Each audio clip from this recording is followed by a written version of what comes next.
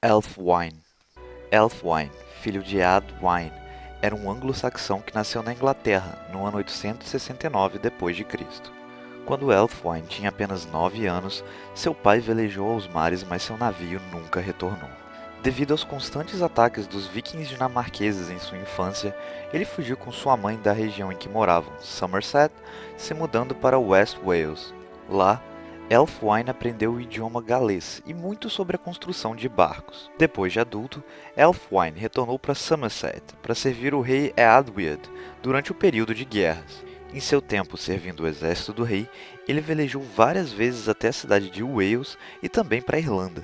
Elfwine sempre se interessou por histórias marítimas, e nessas viagens ele aprendeu sobre as lendas irlandesas de Maldwyn e St. Brendan. Ambas histórias falavam de homens que velejaram os mares e se depararam com novas terras, onde eles encontraram maravilhas imensuráveis. Ele também ouviu de terras a oeste que haviam sido devastadas e os sobreviventes desses desastres se estabeleceram na Irlanda e todos eles possuíam um desejo de velejar em seu sangue. Muitas dessas pessoas içaram suas velas em direção ao oeste, só que nunca mais retornaram. Elfwine também sentia essa ânsia de velejar, então ele pensou que talvez pudesse ser um descendente desses homens.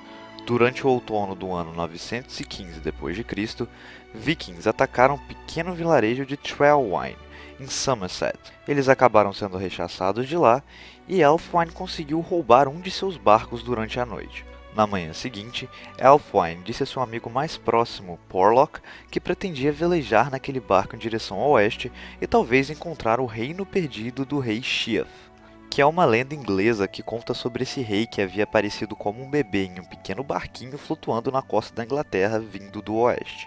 Seu amigo disse que o acompanharia pelo menos até a Irlanda, mas que depois dali ele estaria sozinho. Elfwine velejou por vários dias a oeste sem encontrar nada. Uma sensação de morte que mais parecia um sonho começou a se abater sobre ele. Antes que Elfwine desmaiasse de exaustão, a última coisa que ele se lembra é do mundo submergindo lá atrás enquanto ele navegava por uma rota plana. Quando o marinheiro acordou, ele estava deitado, sozinho, nas praias de Tol Eressëa, e um grupo de elfos recolhia seu navio da costa. Os elfos o levaram para a cidade de Tavrobel, onde ele se encontrou com Pengalod, que o nomeou Eriol. Para Elfinwë ter tomado a rota plana e chegado ali, só havia uma explicação. Ele era descendente do grande Arendil, que com certeza guiou seu caminho. O elfo Pengalod era conhecido como o Sábio dos Noldor. Ele nasceu em Vingimar e seguiu Turgon quando ele fundou o reino élfico de Gondolin.